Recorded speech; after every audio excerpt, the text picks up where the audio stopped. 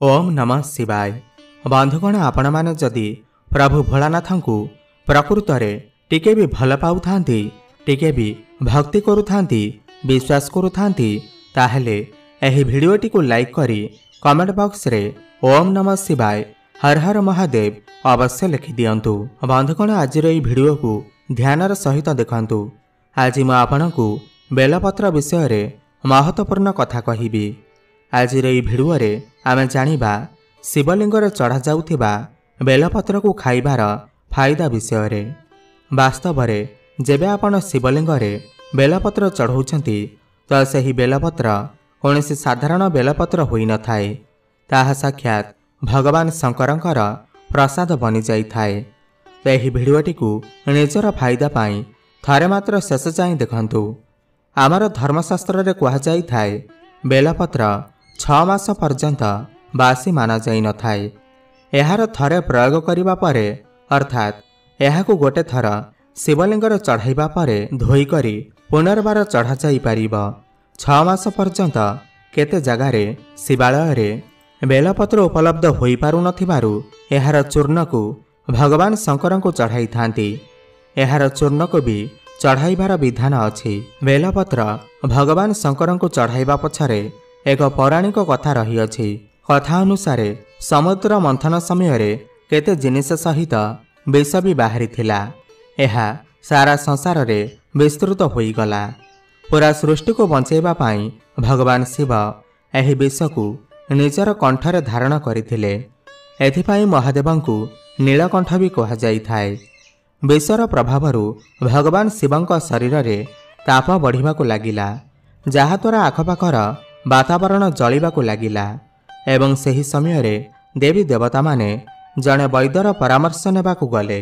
सही वैद्य कहिला कि आपण तांकु बेलपत्र खाइबाकु कुहंतु। भगवान शिवंकु बेलपत्र खुआइले एवं जलरे स्नान करैले। एहा परे भगवान शिवंक शरीर रे जो गरम उत्पन्न होइथिला ताहा शांत हेबाकु लागिला। सेबेठारु भगवान शंकरंकु बेलपत्र चढ़ाइबार परंपरा अछि। शिवलिंग रे बेलपत्र अर्पण करिबा परे आमकु जल निश्चय चढ़ाइबा उचित। एहा द्वारा भगवान शिवंकु शीतलता मिली थाए एवं आमकु तांकर आशीर्वाद प्राप्त होई थाए।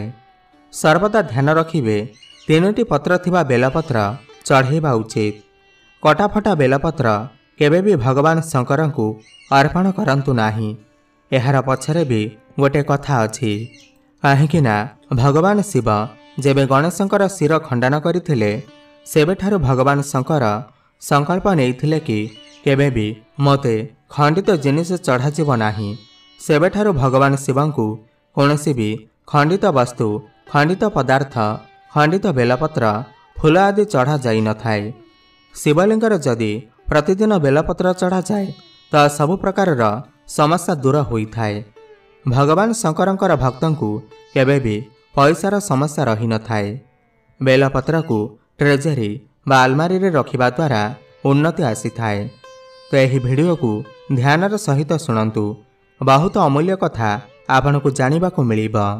जो बेलपत्र होई थाए किछि समय रे एहाकु तोलिबा अनुचित। किछि एमिति विशेष तिथि अछि सेथिरे बेलपत्र तोलिबा अनुचित।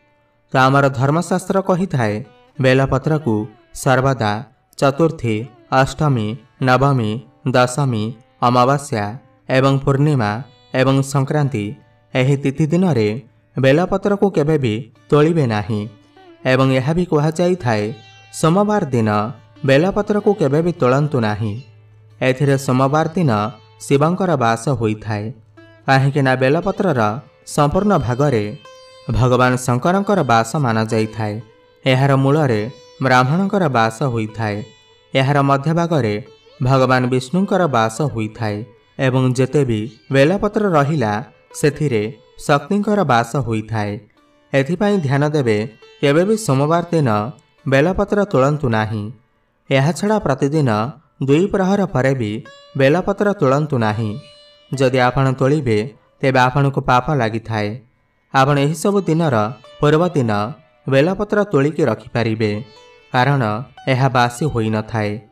बेलपत्रर उत्पत्ति किपरि होइथिला आसंतु जानिबा। स्कंध पुराण अनुसार ଥରେ ମାତା ପାର୍ବତୀଙ୍କର ଝାଳର କିଛି ବୁନ୍ଦା ମନ୍ଦରାଚଳ ପର୍ବତ ଉପରେ ପଡ଼ିଥିଲା। ଏହାପରେ ସେଠାରେ ଏକ ଗଛ ଉଠିଲା, ଯାହାକୁ ପରେ ବେଲଗଛ ନାମରେ ଜଣାଗଲା ଏବଂ ବେଲପତ୍ର ରୂପରେ ଏହା ପୂଜନୀୟ ହୋଇଗଲା। ଏବେ ଆସନ୍ତୁ ଜାଣିବା ବେଲପତ୍ର ଖାଇବାର ଫାଇଦା କ'ଣ ଅଛି। ଆପଣ ଯେବେ ବେଲପତ୍ରକୁ ଶିବଲିଙ୍ଗରେ ଚଢ଼ାଉଛନ୍ତି ତ ସେହି ବେଲପତ୍ର ଏକ ସାଧାରଣ ବେଲପତ୍ର ରହିଯାଇନଥାଏ, ବରଂ ତାହା ଏକ ଭଗବାନ ଶଙ୍କରଙ୍କର ପ୍ରସାଦ ବନିଯାଇଥାଏ, ଯାହାକି ଅସାଧ୍ୟ ବିମାରୀକୁ ବି ଦୂର କରିବାରେ, ଆପଣଙ୍କର ପୀଡ଼ାକୁ ହରଣ କରିବାରେ, ଜୀବନରେ ଚାଲୁଥିବା ସମସ୍ୟାକୁ ଦୂର କରିବାରେ ଆପଣଙ୍କୁ ସାହାଯ୍ୟ କରିଥାଏ। ଏହା ଆପଣଙ୍କ ପାଇଁ ଅମୃତ ପରି ବନିଯାଇଥାଏ। ତ ଶିବଲିଙ୍ଗରେ ଯଦି ଆପଣ ବେଲପତ୍ର ଚଢ଼ାଉଛନ୍ତି ତ ଶିବଲିଙ୍ଗରେ ଚଢ଼ା ହୋଇଥିବା ବେଲପତ୍ର ଖାଇବା ଦ୍ୱାରା କ'ଣ ଫାଇଦା ମିଳିଥାଏ ଆସନ୍ତୁ ଜାଣିବା। ତ ଶିବଲିଙ୍ଗରେ ଚଢ଼ା ହୋଇଥିବା ବେଲପତ୍ର ଖାଇବା ଦ୍ୱାରା ଶରୀରର ସବୁ ପ୍ରକାରର ରୋଗ ଦୂର ହୋଇଯାଇଥାଏ। ଶରୀରର ଯେତେ ବି ରୋଗ ରହିଥାଏ, ଯଦି ଆପଣ ବେଲପତ୍ର ପ୍ରତିଦିନ ଖାଉଛନ୍ତି ତ ଆପଣଙ୍କୁ ରୋଗର ମୁକ୍ତି ମିଳିଥାଏ। ବାତ ଦୋଷ, ପିତ୍ତ ଦୋଷ, କଫ ଦୋଷ, ଏହା 3 ପ୍ରକାରର ଦୋଷ କୁହାଯାଏ। ଏହି ଦୋଷରୁ ସମ୍ପୂର୍ଣ୍ଣ ରୋଗ ଉତ୍ପନ୍ନ ହୋଇଥାଏ। ତ ସବୁ ପ୍ରକାରର ରୋଗରୁ ଆପଣଙ୍କୁ ମୁକ୍ତି ମିଳିଥାଏ। ଶରୀରରୁ ପାପ କ୍ଷୟ ହୋଇଯାଇଥାଏ, କାହିଁକି ନା ଶିବଲିଙ୍ଗରେ ଚଢ଼ାଇବା କାରଣରୁ ଏହା ସିଦ୍ଧ ହୋଇଯାଇଥାଏ। ଯେଉଁ ଲୋକ ଗୋହତ୍ୟା ଯେମିତି ପାପ ପାଇଁ ଚିନ୍ତିତ ଅଛନ୍ତି, ଯେଉଁ ଲୋକଙ୍କୁ ଗୋହତ୍ୟା ଯେମିତି ପାପ ଲାଗିଯାଇଛି, ତ ପ୍ରତିଦିନ କମ୍ ସେ କମ୍ 2 ମାସ ପର୍ଯ୍ୟନ୍ତ ଆପଣ ବେଲପତ୍ରର ସେବନ କରନ୍ତୁ। ଏହାଦ୍ୱାରା ଶରୀରର ପାପ କ୍ଷୟ ହୋଇଯାଇଥାଏ। ଏହାପରେ ଭଗବାନ ଭୋଳାନାଥଙ୍କର ଏହା ପ୍ରସାଦ ହୋଇଥାଏ। ଏଥିପାଇଁ ଏହା ତାମସିକ ଗୁଣରୁ ସମାପ୍ତ କରିଥାଏ। ବହୁତ ଲୋକ ମଦ୍ୟପାନ କରିଥାନ୍ତି କିମ୍ବା ମାଂସାହାରୀ ହୋଇଯାଇଥାନ୍ତି, ତ ସେହି ଶରୀର ଅଶୁଦ୍ଧ ହୋଇଯାଇଥାଏ। ତ ଆପଣଙ୍କର ଅଶୁଦ୍ଧ ଶରୀରକୁ ପୁନଃ ସୁସ୍ଥ ବନେଇବା ପାଇଁ, ପୁନଃ ଶୁଦ୍ଧ କରିବା ପାଇଁ ଭୋଳାନାଥଙ୍କର ବେଲପତ୍ର ଖାଇବା ଆରମ୍ଭ କରିଦିଅନ୍ତୁ। ପ୍ରତିଦିନ 5ଟି ବେଲପତ୍ର ଖାଆନ୍ତୁ, ତ ଏହା ଆପଣଙ୍କର ଶରୀରରେ ତାମସିକ ଗୁଣକୁ ସମାପ୍ତ କରିଥାଏ। ଏହାପରେ ଏହା ବି କୁହାଯାଇଥାଏ, ବେଲପତ୍ର ଖାଇବା ଦ୍ୱାରା ଭାଗ୍ୟ ବଳବାନ ହୋଇଥାଏ। ଆପଣଙ୍କର ଦୁର୍ଭାଗ୍ୟ ସୌଭାଗ୍ୟରେ ପରିଣତ ହୋଇଥାଏ। ଆପଣଙ୍କର ଭାଗ୍ୟ ଆପଣଙ୍କର ସାଥ ଦେଇଥାଏ। ଏହାପରେ ଆୟୁର୍ବେଦରେ କୁହାଯାଇଥାଏ କି ବେଲପତ୍ର ଖାଇବା ଦ୍ୱାରା ରକ୍ତ ସଫା ହୋଇଥାଏ। ଯଦି ରକ୍ତ ସମ୍ବନ୍ଧିତ କୌଣସି ବିମାରୀ ଅଛି ତ ପ୍ରତିଦିନ 5ଟି ବେଲପତ୍ର ଆଣନ୍ତୁ। ଏହାଦ୍ୱାରା ଆପଣଙ୍କର ରକ୍ତ ସଫା ହୋଇଥାଏ। ରକ୍ତ ସମ୍ବନ୍ଧିତ ରୋଗ ଦୂର ହୋଇଥାଏ। ଏହାପରେ ବେଲପତ୍ର ପ୍ରତିଦିନ ଖାଇବା ଦ୍ୱାରା କେବଳ 1 ମାସ ପର୍ଯ୍ୟନ୍ତ ବେଲପତ୍ର, ଯେଉଁ ବେଲପତ୍ର ଶିବଲିଙ୍ଗରେ ଚଢ଼ା ହୋଇଥିବ, ତ ଏହାଦ୍ୱାରା ଇଚ୍ଛାର ପୂର୍ତ୍ତି ହୋଇଥାଏ, ମନସ୍କାମନା ପୂର୍ଣ୍ଣ ହୋଇଥାଏ। ଯାହା ବି ଆପଣଙ୍କର ମନକାମନା ଥାଉ ତାହା ପୂରଣ ହୋଇଥାଏ। ମନ ସର୍ବଦା ଶାନ୍ତ ରହିଥାଏ।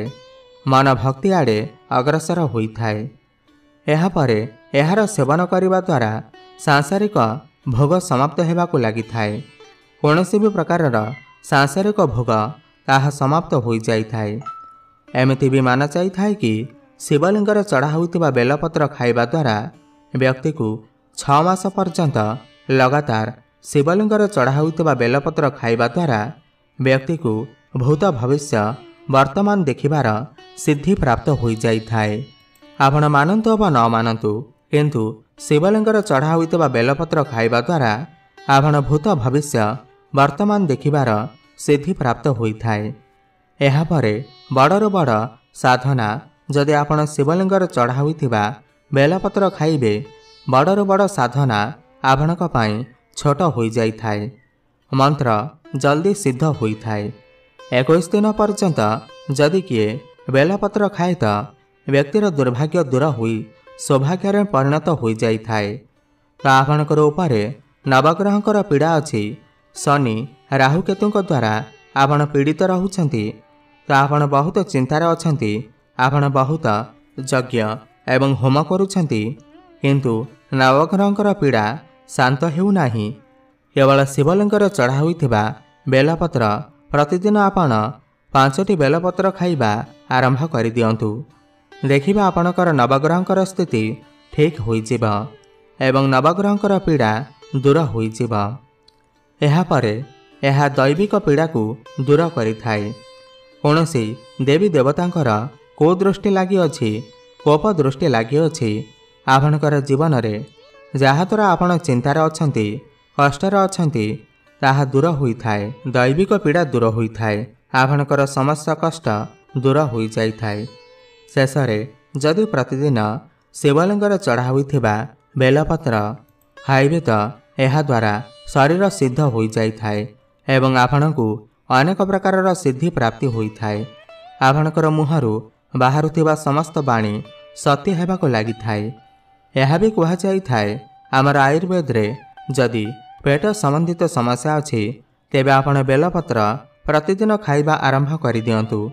एहा द्वारा पेट रोग संबंधित समस्या दूर होई जाइथाए एवं हजम शक्ति मजबूत होइथाए।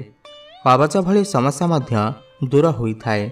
एहा सहित आहुरी अनेक रोग मध्य दूर होइथाए। आपनको जदि ए भिडियोटी भल लागिथाए ताहेले तळे थिबा आम कमेंट बॉक्स रे ओम नमः शिवाय अवश्य लिखि दियंतु एवं भिडियो को गोटे लाइक करि दियंतु। धन्यवाद।